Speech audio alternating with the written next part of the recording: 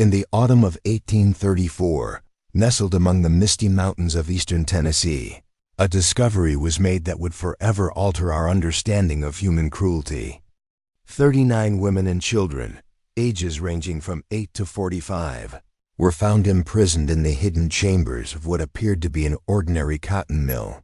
The victims, malnourished and bearing the marks of years of abuse, could only whisper one name through their tears: Master Morrison.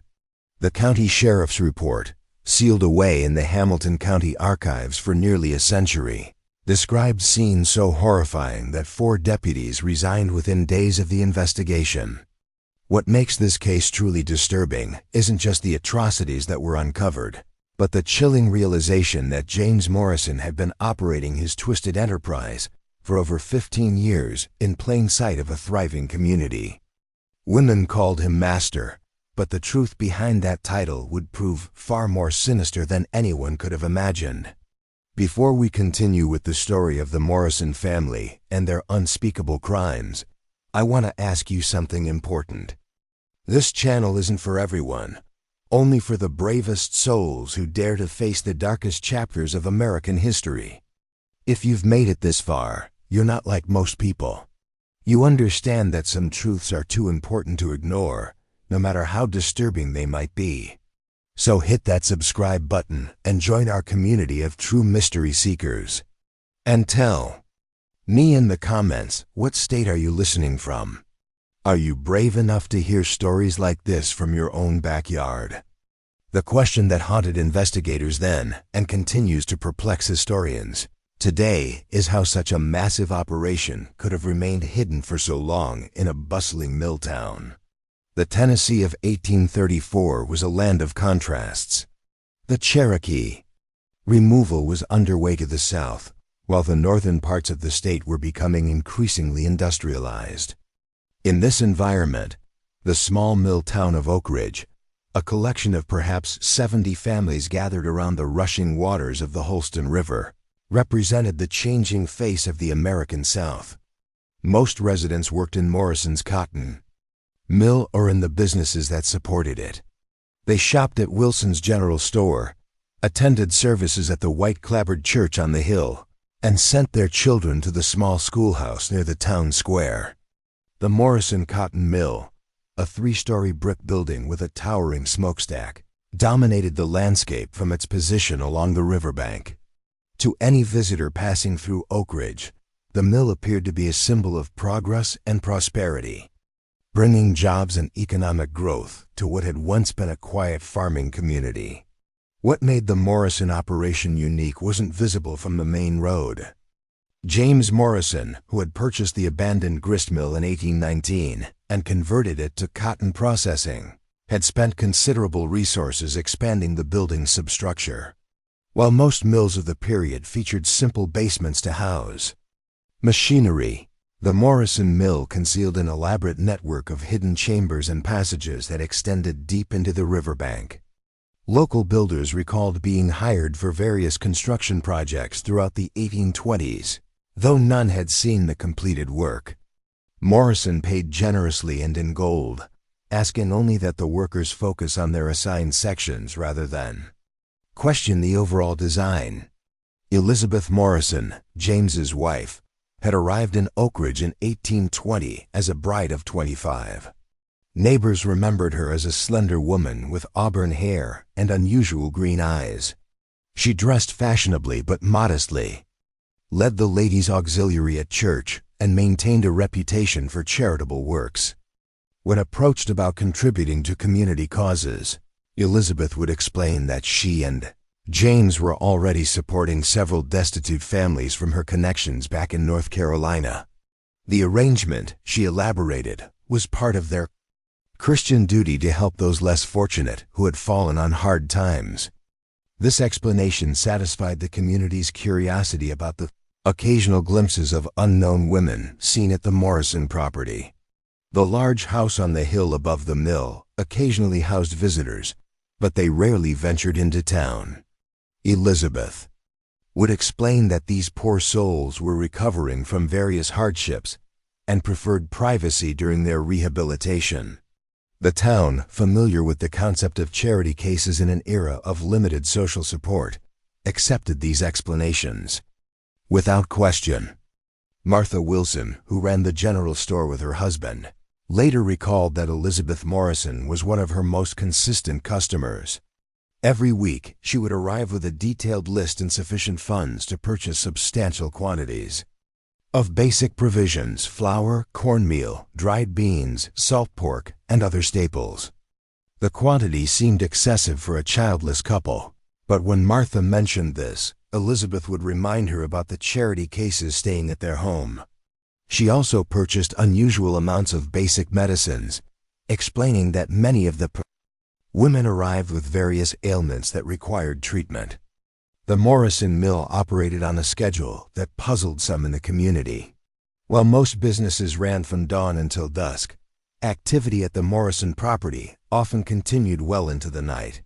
Lights could be seen in the mill windows at unusual hours, and the sound of machinery sometimes echoed across the river during the darkness.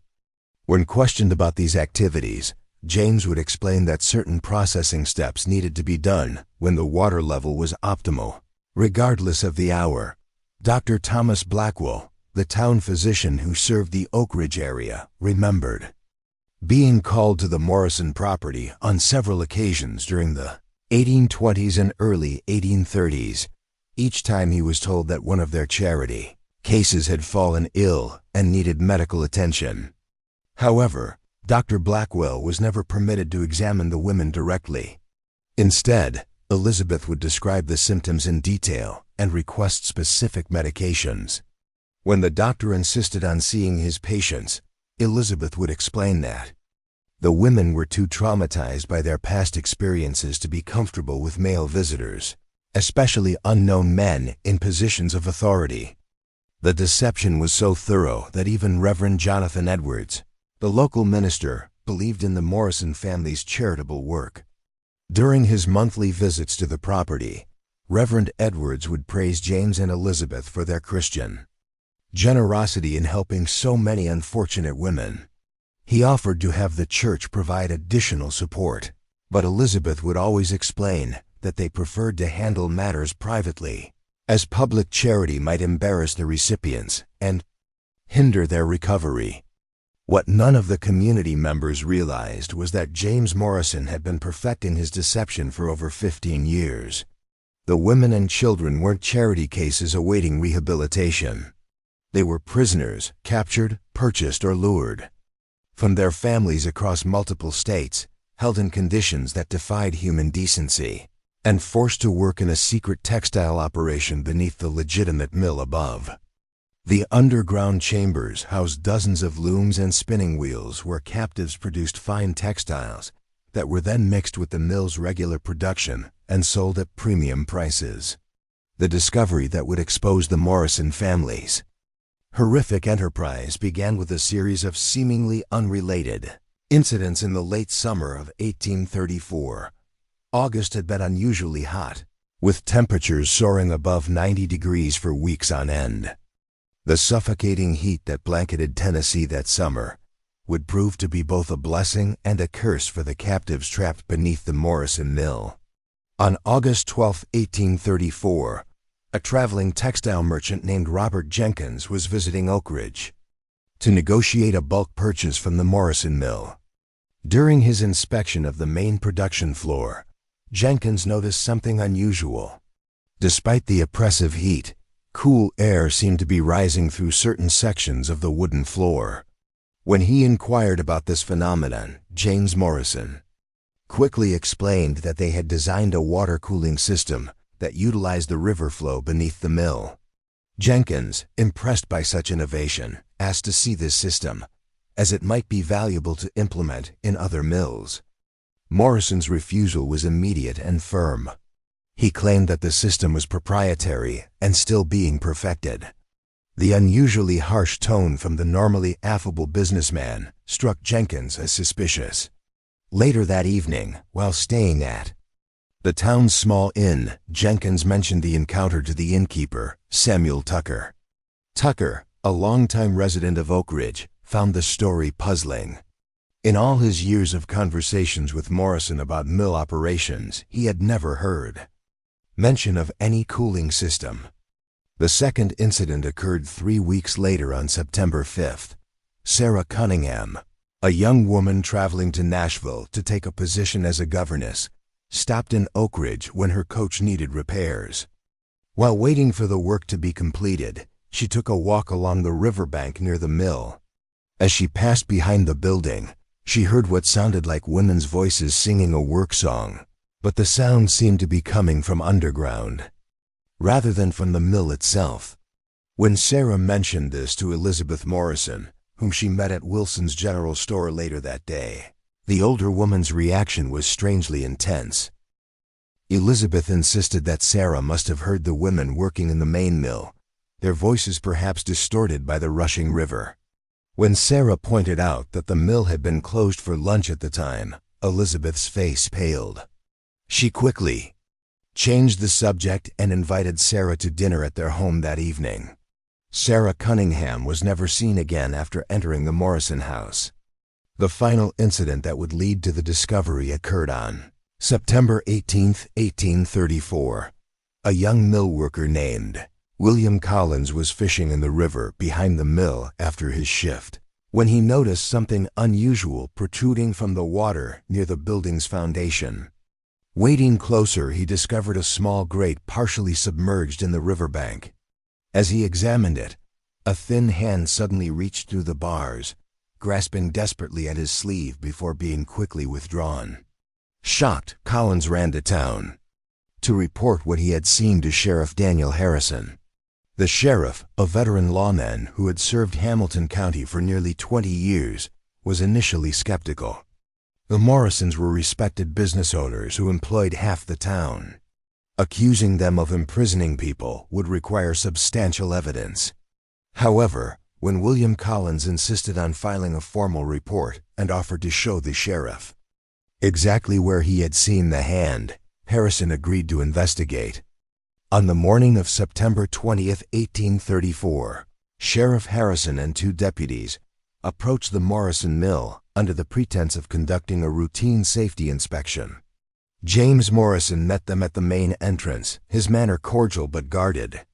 He welcomed the inspection of the main production floors, but became visibly agitated when Sheriff Harrison mentioned examining the basement levels and water intake systems. Morrison claimed that the lower levels were currently under renovation and unsafe for visitors. When Harrison insisted, citing county regulations that required all areas of industrial buildings to be accessible for safety inspections, Morrison reluctantly agreed but insisted on leading the tour himself. As the group descended into the conventional basement housing the mill's water wheel and main drive mechanisms, Harrison noted that everything appeared normal, though remarkably clean. For a mill basement, the inspection might have ended there if not for Deputy Frank Miller noticing a door partially hidden behind stacked crates of cotton. When he asked where it led, Morrison claimed it was merely a storage area for damaged equipment. The nervous tremor in his voice alerted Harrison that something was amiss. When Harrison insisted on seeing this storage area, Morrison claimed to have misplaced the key.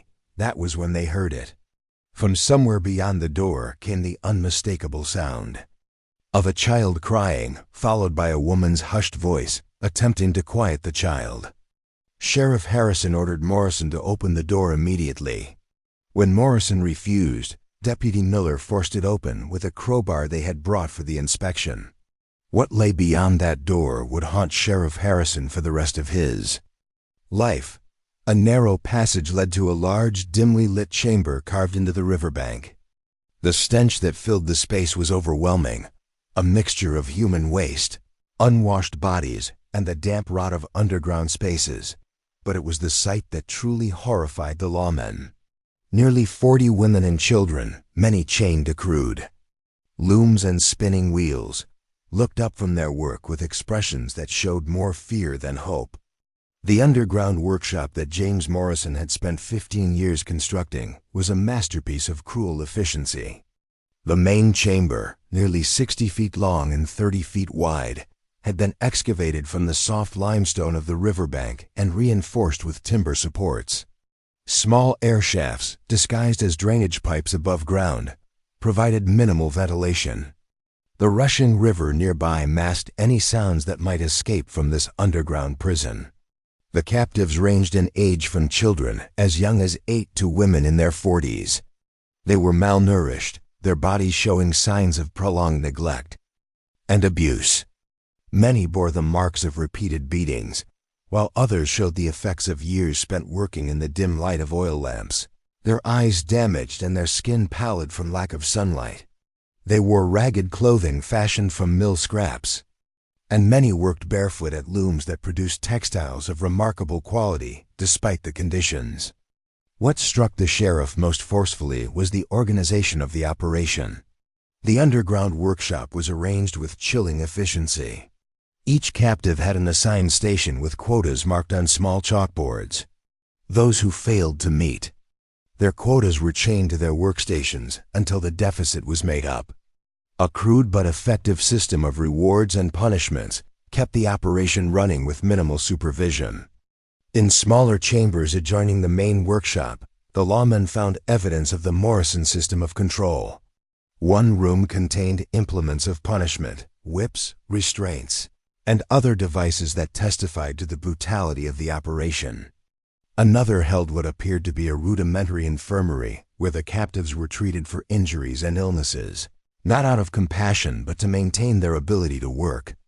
A third room contained detailed records that would prove crucial to the investigation: names, ages, origins, production rates, and notes about each woman's behavior and skills. The records revealed the scope of the Morrison operation. Women and children had been arriving at the mill regularly since 1820, shortly after James Morrison established his business in Oak Ridge. As sources varied, some were impoverished. Widows or orphans lured by promises of legitimate work and housing. Others were purchased from debtors' prisons or workhouses, and some appeared to have been simply abducted from their families or while traveling alone. The ledgers showed that over the years, more than 70 women and children had passed through the Morrison mill. The obvious question, what had happened to those not among the 39 found in the workshop, was answered in the most disturbing way possible.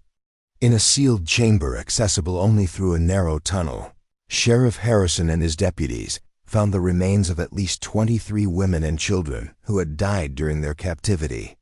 They had been buried in shallow graves beneath the limestone floor, their bodies covered with quicklime to control the odor and speed decomposition. The investigation that followed the initial discovery would continue for months as authorities struggled to understand how such a massive criminal enterprise had operated undetected for over 15 years. The answer lay in James Morrison's genius for deception and his understanding of social expectations in a small town. He had created a business that served as the perfect cover, a legitimate cotton mill that employed dozens of local workers and contributed substantially to the town's economy. The underground operation produced luxury textiles that were mixed with the regular production, allowing Morrison to command premium prices for seemingly ordinary goods. The profits from this slave labor were enormous, enabling the Morrisons to live in comfort while maintaining their reputation for generosity and community support. Elizabeth Morrison had been equally crucial to maintaining the deception. Her carefully crafted persona as a charitable Christian woman provided the perfect explanation for the occasional glimpses of unknown women at the property. Her active participation in church activities and community events established her as above suspicion, while her detailed explanations about charity cases discouraged further questions from well-meaning neighbors. Perhaps most ingeniously, the Morrisons had turned the social expectations of their time into a shield for their operation. In the 1830s, respectable women were expected to be modest and private, particularly those recovering from unspecified hardships. By invoking these social norms, the Morrisons created a situation where the community actually helped maintain the secrecy of their operation. Neighbors who might have been suspicious were instead complicit in respecting the privacy of these supposedly unfortunate women. The physical setup of the operation was equally well planned. The underground chambers had been constructed gradually over many years, with different workers handling different aspects of the project. No single builder had seen the complete layout or understood the true purpose of the modifications. The sound of the rushing river masked any noises from the workshop, while the mill's legitimate operations provided a constant cover of activity that made the additional underground work unremarkable. Morrison had also designed the underground facility with practical considerations in mind. Small vents provided minimal air circulation, while a diverted stream from the river supplied water and carried away waste. The workshop was designed to maximize production while minimizing the chances of escape or discovery. The only entrance was through the main mill basement, and the door was always locked and guarded when Morrison wasn't personally present. The core was always locked and guarded when Morrison wasn't personally present. Psychological control system that the Morrisons had developed was perhaps the most disturbing aspect of their operation. Women and children who arrived at the mill were immediately isolated and broken through a combination of violence, deprivation, and psychological manipulation. They were told that they had been abandoned or sold by their families, that no one was searching for them, and that their only value lay in their ability to work. Those who behaved properly and met their quotas were given slightly better food and living conditions. Those who resisted or failed to meet expectations were subjected to punishments that served as examples to the others. Over time, most of the captives accepted their situation as inescapable, focusing on day-to-day survival rather than thoughts of freedom. The community's reaction to the discovery was one of complete shock and disbelief. Many residents initially refused to accept that James and Elizabeth Morrison, who had lived among them for 15 years, could be capable of such monstrous acts. Some suggested that James must have been operating without Elizabeth's knowledge, or that the whole situation was somehow a misunderstanding or business dispute that had been exaggerated. These denials became impossible to maintain as more evidence emerged. The detailed records found in the underground chambers included not just information about the captives, but also correspondence with criminal contacts in other states. James Morrison had been part of a network that trafficked in vulnerable women and children, buying and selling human beings across state lines. The Morrison Mill was just one operation in a larger criminal enterprise that stretched from North Carolina to Louisiana. As Sheriff Harrison delved deeper into the Morrison case, disturbing patterns began to emerge that suggested the operation was far more sophisticated than initially believed. The correspondence found in the underground workshop revealed that James Morrison had been in regular contact with at least 9 other individuals across 4 states, all apparently involved in similar activities. The letters, written in a simple code that was eventually deciphered, discussed merchandise acquisitions and production quality in language that clearly referred to human trafficking. One letter, dated just 2 months before the discovery, came from someone identified only as B. Thompson in Charleston. Thompson wrote that he had 4 new workers of varying skills and temperaments that would suit your particular operation. The letter included detailed descriptions of the women, their approximate ages, and their physical conditions. Most disturbingly, it included notes about which women were already experienced in textile work and which would require additional motivation to reach acceptable production levels. The financial records painted an even more horrifying picture. James Morrison had been paying between $30 and $150 per person, depending on age, skills, and physical condition. He had also been receiving substantial payments from textile merchants in New York and Philadelphia for the luxury fabrics produced in his underground workshop. The total amount of money involved was staggering for the time period, over $12,000 in transactions over 15 years, equivalent to hundreds of thousands in modern currency. Dr. Thomas Blackwell, the town physician who had unwittingly provided medications to the Morrison operation for years, became a key witness as the investigation expanded. Under questioning, he revealed that Elizabeth Morrison had always been unusually knowledgeable about medical treatments. She had detailed understanding of treating malnutrition, respiratory infections, and other conditions common in damp, confined spaces.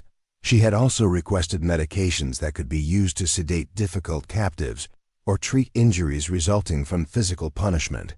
The doctor's testimony led to another chilling realization. The Morrisons had been systematically studying how to maintain a captive workforce under conditions of extreme deprivation. The medical supplies they purchased, the questions Elizabeth asked during her consultations, even the design of the underground workshop with its minimal ventilation and water supply, everything was calculated to keep the women alive and working, while minimizing the resources required to maintain them. Martha Wilson provided additional pieces of the puzzle. A review of her store records showed that Elizabeth Morrison had been purchasing increasing quantities of basic supplies over the years. What appeared to be the growing needs of a charitable household was actually evidence of an expanding criminal operation. Martha also remembered specific requests for items that seemed unusual at the time: large quantities of simple fabric for clothing, basic sewing supplies, and unusual amounts of lamp oil. The investigation also revealed the full extent of Elizabeth Morrison's role in the operation. While initial speculation had suggested she might have been unaware of her husband's crimes, the evidence proved otherwise. Elizabeth had been the primary manager of the captives, overseeing their daily work, administering punishments, and maintaining the detailed records of their production. Several of the surviving women, when they were finally able to speak, described her as even more cruel and calculating than her husband. The most disturbing revelation came from analyzing the records of those who had disappeared from the Morrison mill over the years. The ledgers showed that some women had been sold to other operations when they became too ill or weak to maintain production. Others had been marked as terminated, entries that corresponded with the remains found in the burial chamber. The clinical nature of these records revealed the complete lack of humanity with which the Morrisons viewed their captives. The scope of the investigation expanded as authorities in other states began examining their own unsolved disappearances. Missing persons reports from North Carolina, Georgia, Alabama, and Kentucky showed disturbing similarities. Many of the missing women fit the profile of those found at the Morrison mill: poor, widowed, orphaned, or from families that lacked the resources to search for them effectively. Federal marshals were called in to coordinate the multi-state investigation, an unprecedented move for the time period when most law enforcement was strictly local. The Morrison case represented one of the first major criminal investigations to cross state lines and involve federal authorities. The legal implications were complicated by the fact that many of the crimes had occurred in different jurisdictions, under different laws. As weeks passed, more survivors began to tell their stories. The accounts were remarkably consistent, describing years of imprisonment, systematic abuse, and psychological manipulation. The women described how new arrivals were broken in, subjected to isolation, starvation, and punishment until they accepted their fate.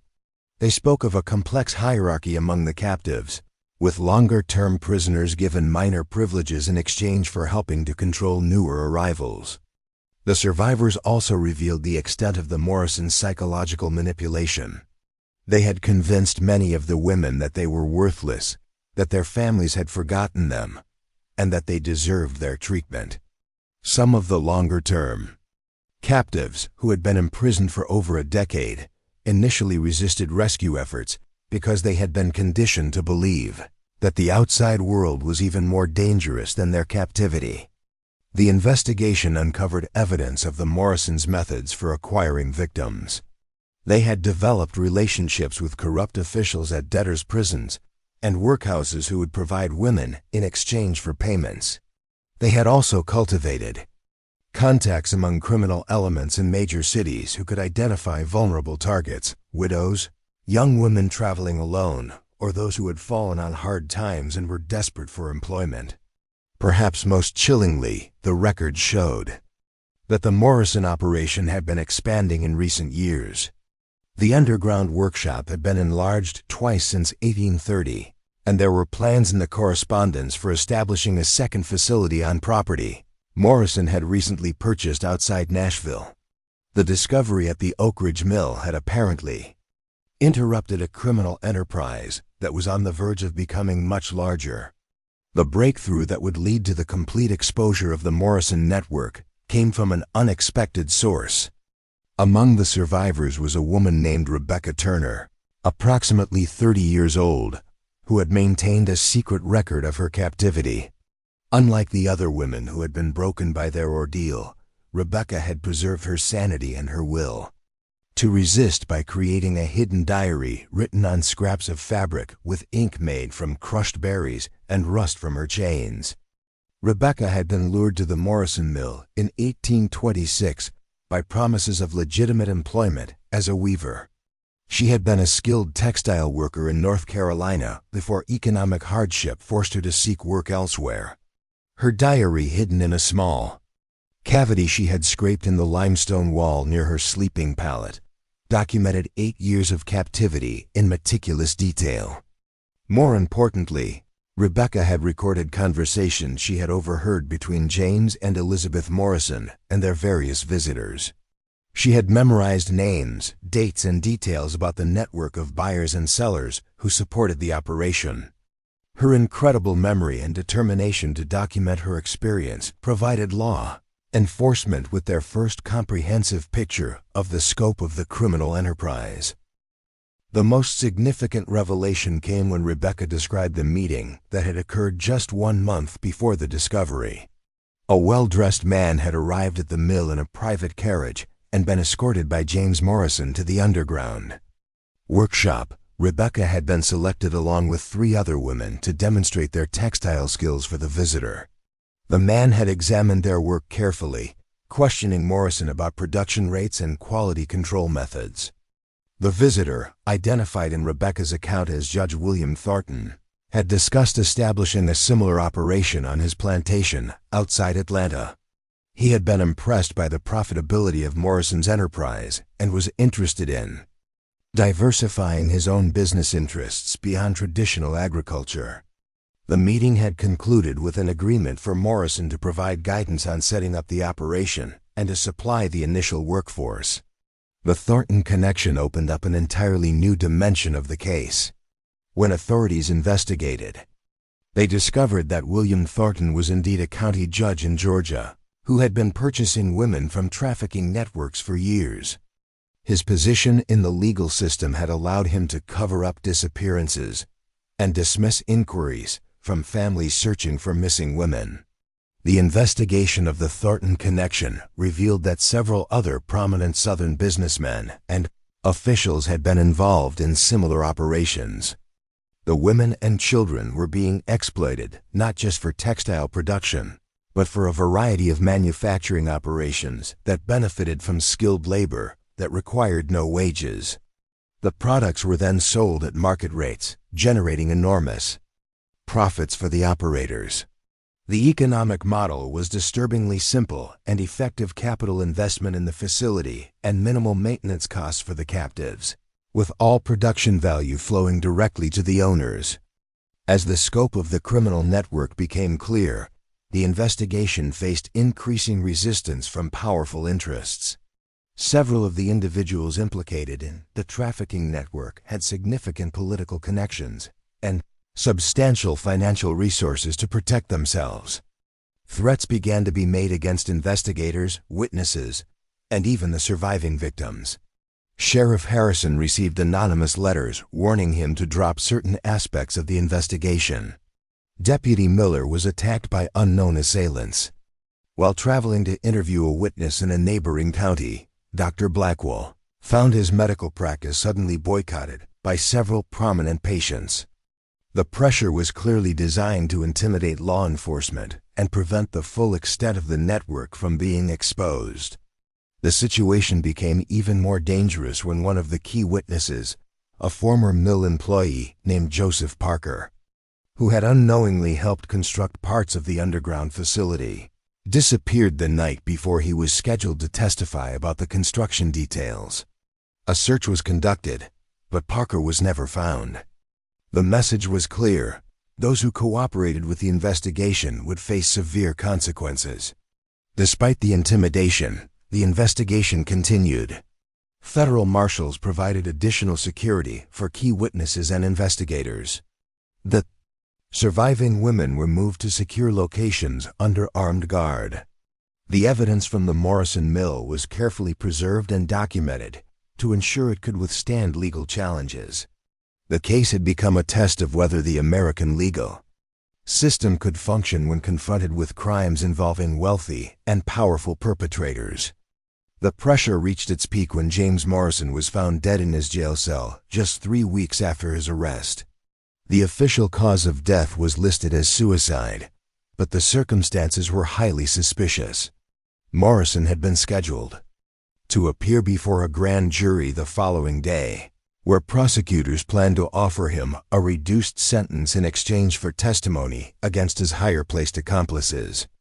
His death eliminated the investigation's most important potential witness and sent a clear message to anyone else considering cooperation.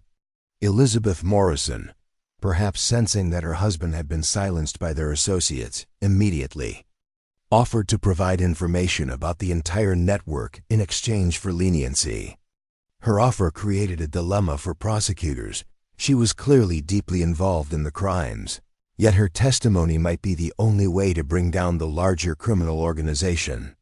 After considerable debate, the district attorney agreed to recommend a life sentence rather than execution if her information led to successful prosecutions. The mysterious death of James Morrison sent shock waves through the investigation team. If powerful interests were willing to eliminate a key figure who was already in custody, no one involved in the case was safe. The investigation had uncovered a criminal enterprise so vast and so well connected that it threatened some of the most prominent individuals in Southern society. Just when it seemed that the investigation might be derailed by intimidation and violence, an unexpected development changed everything. A fire broke out at Judge Thornton's plantation outside Atlanta, destroying his main house and several outbuildings. When local firefighters responded, they discovered a partially completed underground facility similar to the one at the Morrison mill. The discovery prompted an immediate investigation that uncovered documentation linking Thornton to trafficking operations across 4 states. The Thornton evidence, combined with Elizabeth Morrison's testimony, provided the breakthrough that investigators needed. Elizabeth, perhaps motivated by self-preservation rather than remorse, revealed the full extent of the network, including names, locations, and financial arrangements. Her detailed knowledge of the operation proved invaluable to prosecutors, building cases against individuals who had previously seemed untouchable. Elizabeth's testimony before the federal grand jury in Nashville would go down as one of the most disturbing accounts in American legal history. Over the course of 3 days, she methodically described how she and her husband had built their criminal enterprise, how they had selected and acquired their victims, and how they had maintained control over them for years without detection. What made her testimony particularly chilling was her complete lack of remorse or emotional connection to the crimes she described. She spoke of purchasing women and children in the same tone she might use to discuss acquiring livestock or equipment. She detailed methods of breaking new acquisitions with the clinical precision of someone describing a manufacturing process. Her testimony revealed not just the extent of her involvement, but the depth of her moral corruption. Elizabeth described how she and James had developed their system through trial and error. Early attempts to use traditional slavery had proven problematic because enslaved people had certain legal protections, and their disappearance would be noticed by authorities. Instead, they had focused on individuals who existed on the margins of society, widows, orphans, debtors, and transients, whose disappearance would generate minimal official interest. The most damning aspect of Elizabeth's testimony concerned the network of buyers and sellers that had supported their operation. She named judges, politicians, business owners, and even 2 ministers who had been involved in trafficking humans or purchasing the products of slave labor. Her detailed records, which she had maintained in a code of her own devising, provided evidence that corroborated her claims and left little room for denial. Elizabeth also revealed the economic scope of the operation.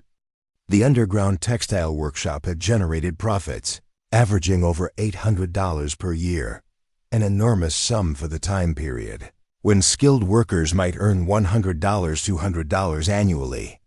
These profits had been reinvested in legitimate businesses, creating a veneer of respectability that helped conceal the source of the Morrisons' wealth.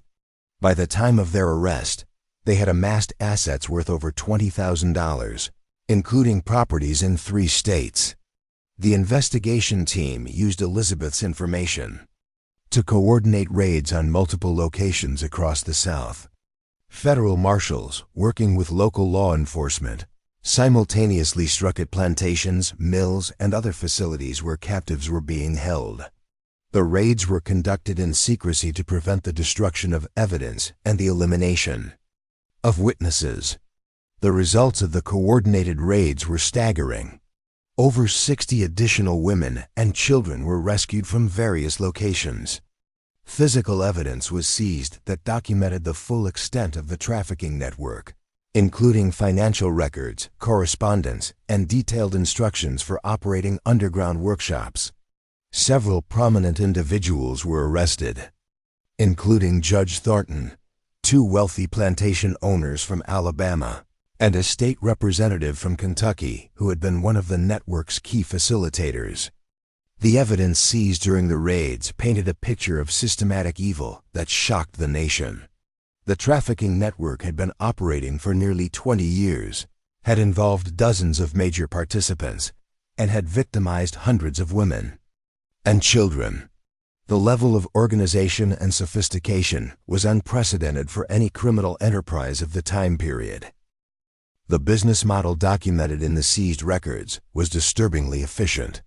Victims were purchased for relatively small sums, housed in minimal conditions, and forced to produce goods that commanded premium prices. The profit margins were enormous, and the risk had been minimized through careful security measures and strategic bribery of officials who might otherwise have investigated disappearances. The investigation also revealed the corruption that had made the network possible. Officials at debtors' prisons and workhouses had been bribed to provide women or to ignore their disappearances. Constables and sheriffs in several counties had been paid to look the other way. Even some ministers and charity workers had been involved, identifying vulnerable individuals and delivering them to the network in exchange for finder's fees. Up next, you've got 2 more standout stories right on your screen. If this one hit the mark, you won't want to pass these up. Just click and check them out. And don't forget to subscribe and turn on the notification bell so you don't miss any upload from us.